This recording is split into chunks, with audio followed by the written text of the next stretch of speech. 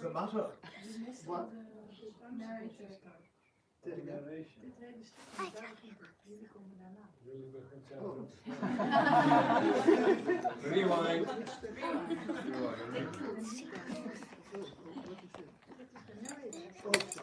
We skipped a part. That's the framing of the story. Yeah. So we start again. From the time of his sister's marriage to Lord Krishna, Prince Rukmi could never forget his feelings of animosity towards the Lord. Pradyumna, the eldest son of Lord Krishna and Queen Rukmini, was an incarnation of Kamadev, the god of love.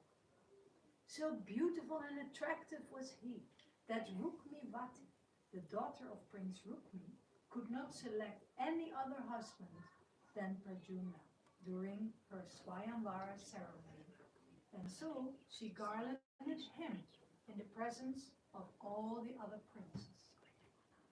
In the fight that followed with the other suitors, Pradyumna came out victorious, and therefore Rukmi was obliged to offer his beautiful daughter to Pradyumna. At the time that Lord Krishna's grandson Aniruddha was to be married, Rukmi offered his granddaughter Rochana. And when the negotiations of their marriage were complete, a great procession led by the grandfather Lord Krishna, along with his brother Balarama, Queen Rukmini, Pradyumna, and all the other members of the Yadu dynasty came to Rukmi's residence. Then the marriage ceremony was peacefully performed.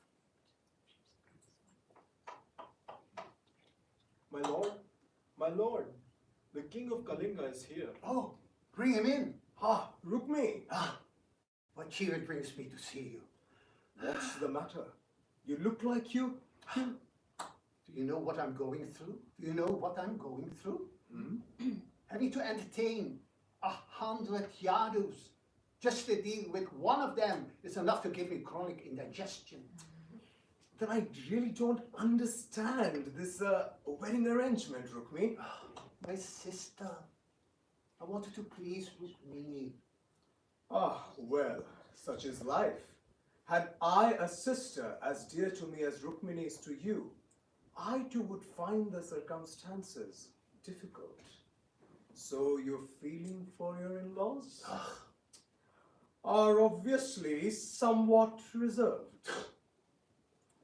It'll be quite a party then for you. Oh, please. If only I could have killed Krishna then and there as he stole Rukmini. Someone should bring him down a few notches. Then I would be a happy man. Now, Rukmi, that is no way to speak of your guest of honor and guardian of your granddaughter. Ha! With such a vengeance in your heart, I'm really amazed how you managed to give away your daughter and granddaughter to the Yadus. I told you, I want just to please my sister. I know, Rukmi, and believe me, my feelings for the Yadus are the same as yours. If we could be rid of the lot of them, and particularly Krishna and Balarama, then the whole world would be a better place. Indeed. We should put our heads together and decide upon a strategy by which we may placate our smitten hearts. Let's think of a way in which we could repay your in-laws for their infractions on our kith and kin. There is nothing sweeter than revenge, Rukmi. Tell me of a way that will work, and I'll want the friendship will be tattered for all time. Amends must be made for the insults that have been heaped upon us. Yes. And I have an idea. It may not be a call to arms, but at least it'll be a thorn in the side of the Yadus. Yes. We can make their visit here to Bhojakata an unforgettable experience. How? How? I speak of gambling, Rukmi. Gambling? You are an expert in it, and I know someone who isn't. Balaram! he'll be the hapless victim of a little ploy. If the stakes are high enough, and we will embarrass our wedding party and simultaneously recover our prestige. Yes. All in the spirits of the festivities of the day, of course. Of course. Well, I must say, that was a magnificent feast. If I'm not mistaken, I'd say that all grievances have finally been laid to rest. Oh, I'm so happy. Rochana and Aniruddha, you make such a beautiful couple, don't they? Oh yes. Exquisite. Grandfather, Yes, Aniruddha. we have been so warmly received here. Don't you think it would be nice in return to invite Rochin's grandfather to Dwarka? I'm sure he would appreciate that. We should indeed be most grateful that he has entrusted his granddaughter to you, Anirudh. Rochana's grandfather is a very sensitive man, Aniruddha. He sometimes takes things so personally. But despite this, I think that his affections are in the right place now. We could invite him, of course, but whether he would accept it or not. You see, Aniruddha, Rochana's grandfather Rukmi promised his sister to his friend Shishupal, but then Lord Krishna abducted her and won her by dint of his courage. And that was a great blow to Rukmi's pride. No one but your grandfather could ever have been my husband. But all that took place so long ago, and I'm sure that my brother has forgotten about it now. How else has he given over his beautiful granddaughter to you, my child? True. Wait. What if he declines to play? He won't. He is too attached to the game. And besides, a Kshatriya can't decline a challenge. There is Rukmi.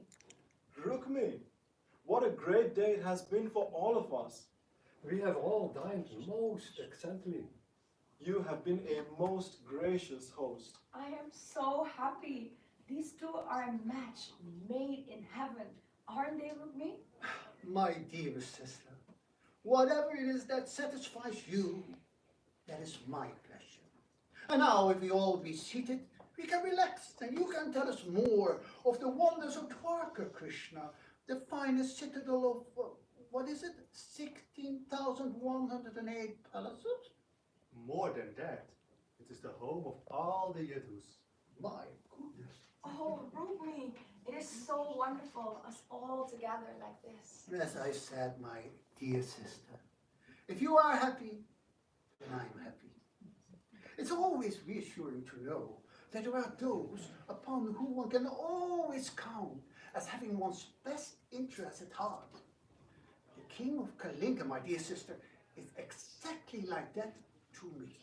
No. It's true. Anyway, I've been thinking we should come together like this more often. We could refresh ourselves with some recreation. Oh yes, good idea. Anyone for a game of chess? I myself have a passion for the game. Well, I can't say no to a game of chess. Oh, good show, Balarama. Your reputation runs before you. Couldn't we do something a little less energetic? Energetic? My dear, I can think of nothing more sedentary than a nice game of chess. Indeed. I mean less exciting, not so taxing. Taxing? Well, you know, competition of any kind is always taxing, even a game. And one still becomes caught up, isn't it? Whilst ladies may prefer a quieter form of relaxation, do not assume that the leisure of men should be restricted to talking pleasantries. A livelier pursuit of pleasure that can also give satisfaction and peace to the mind and heart, especially when one plays to win, isn't it, Balaram? Oh yes. Here's the board. Your choice of pieces. White. White it is. What will the stake be? I'll wager 100 gold coins. A pretty sum. Your move. Well, I will take a walk in the gardens. It's such a lovely day. I'll join you. Well, don't be too long. The game may be over sooner than you think. Rukmi is a master at chess, and he knows it. Why is he so eager to defeat Balarama? If they want to have a game of chess, Devi, then let them. It's only a game. But played for gold. Checkmate. Well played. Another game? Why not? My move.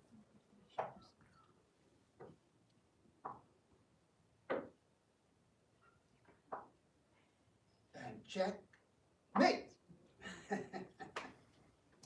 Let's have another game. If you insist. I'd like to put the wager up 10 times. 10,000? That's a great deal of money, Balarama. Can you afford it? Can he afford it? 10,000 is my wager. Will you match it? Of course. We'll begin then. Your move.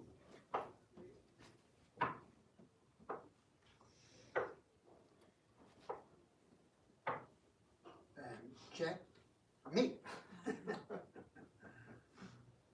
Something seems to amuse you most heartily. Perhaps you could tell us what it is that you find so humorous? I was just thinking of something funny my servant told me today. Excuse me. Oh, maybe you could share the joke with all of us? Well, actually, it isn't that funny. Please, do not mind my friend Balarama. We can stop now if you wish. No. I wish to continue. I must have at least one more game. I don't feel that I've played to my best ability yet. Sorry. I will raise the bet to 100,000 coins. Do you agree? 100,000? Quite substantial. Very well. Now look here. I don't mind the fact that I've lost. You play a shrewd game, but I object to this inappropriate snorting. I find it quite distracting. I'm sorry, Balarama. Maybe for the sake of the party, we should withdraw? No. Let us continue. Let us begin. Very well. 100,000 gold coins it is. My move.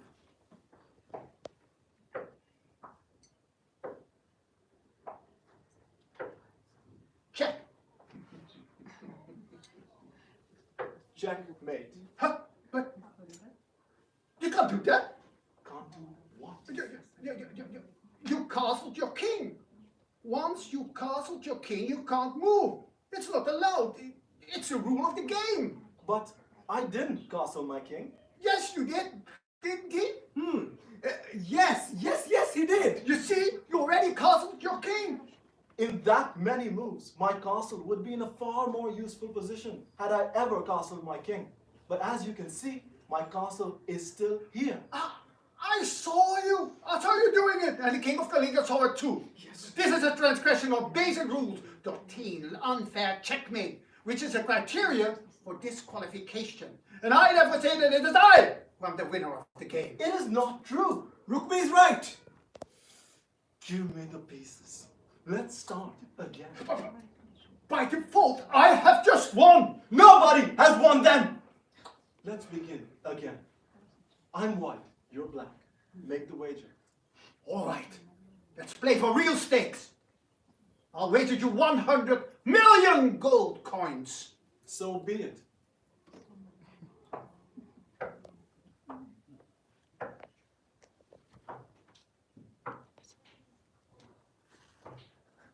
Checkmate.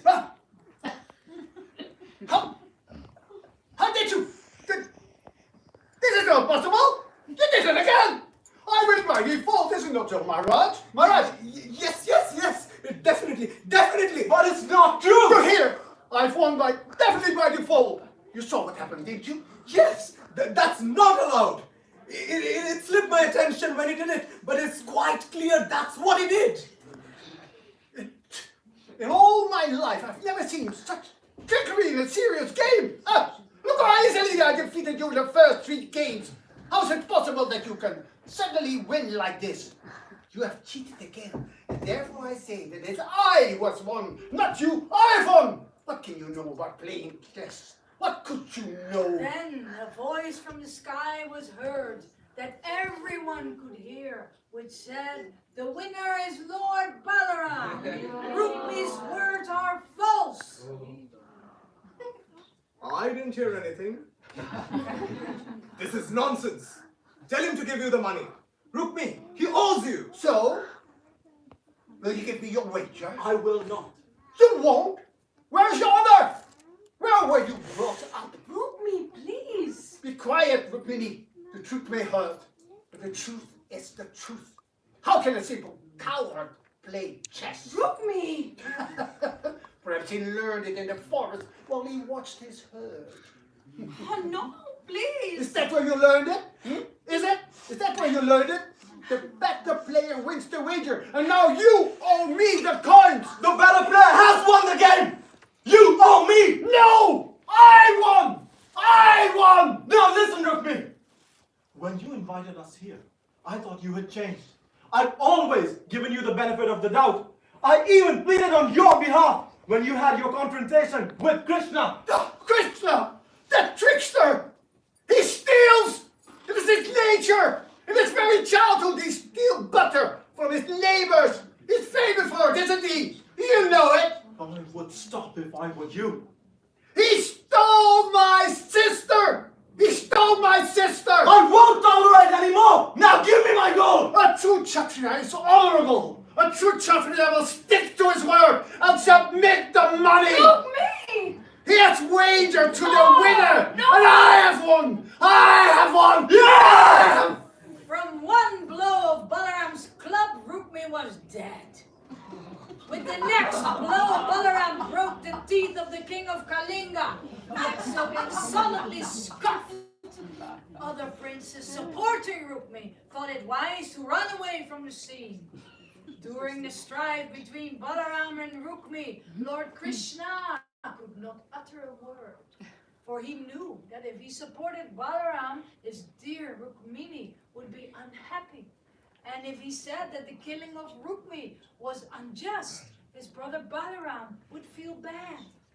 Therefore, Lord Krishna was silent at the death of his brother-in-law.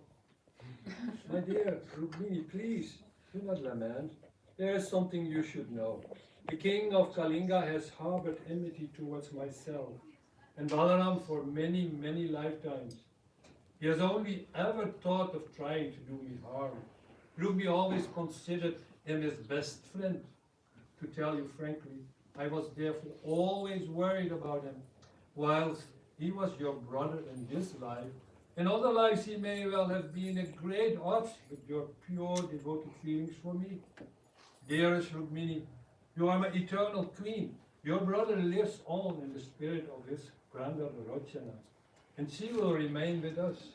It was an act of great charity on his part that he gave his granddaughter, and although his bitterness to me was only due to envy, his attachment to you was his saving grace. The Lord is equally disposed to every living being, as he is neither the friend nor the enemy of anyone. Sri Balarama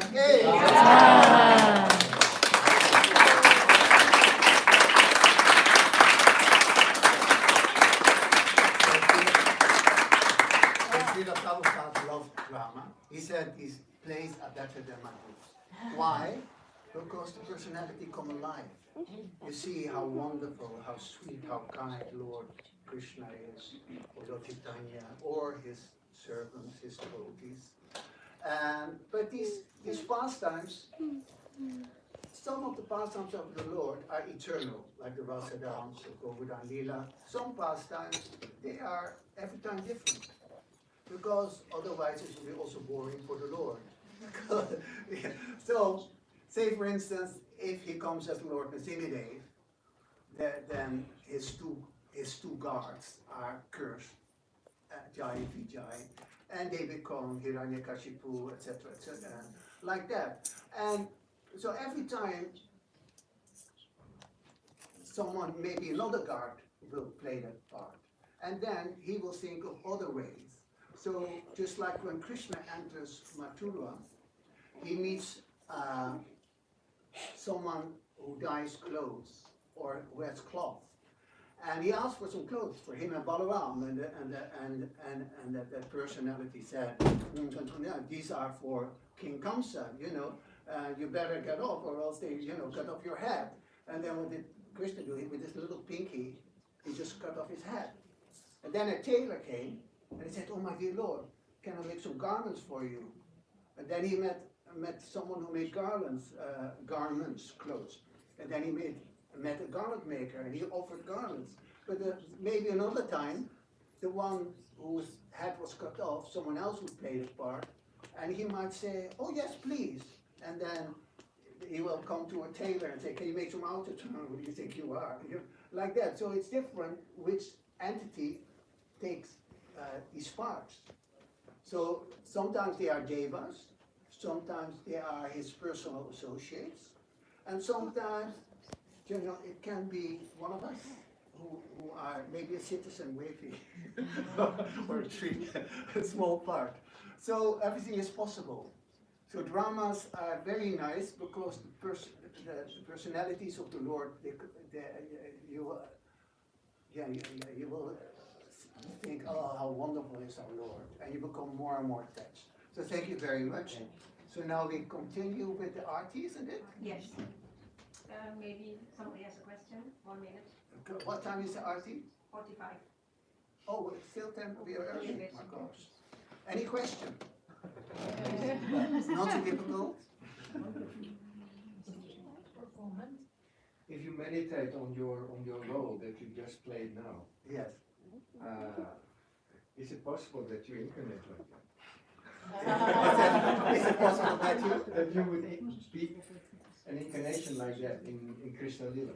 Well, actually, when I was young, Rukmi. they always cast me. I wasn't directing them. I was always Narrator or Sudama Brahman. I was thinking, but actually to play a demon is much more fun. It's much more fun. Ask any actor to play an evil part. When in the Kami world, in the outside world, I one time, there was an advert for a monk, so for a musical. It's called The Kruistocht in Spijkerbroek. It's a famous Dutch book. And I auditioned for that part of the good monk. But I sang a song, which is an evil song, get out, like this, something like really dramatic and screaming. And then they looked at me and they were talking to each other. Normally when the people were sitting there, when you do an audition, when they talk like this, then they're not interested. But they were talking, but also their eyes were interested. So it was conflicting, I thought, what is happening here? And then they asked me to play the evil monk. So I played Don and Salvis, for those who know the book, and which was a bigger part. And it's much more fun. And one of the reviews I had, someone wrote, the moment he got on stage, we went like, I had a black cape and a red hat, like a Swami hat, and a beard here. And I was looking very menacing.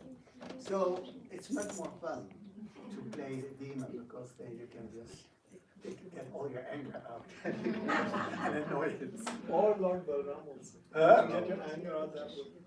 Pardon? To Balarama.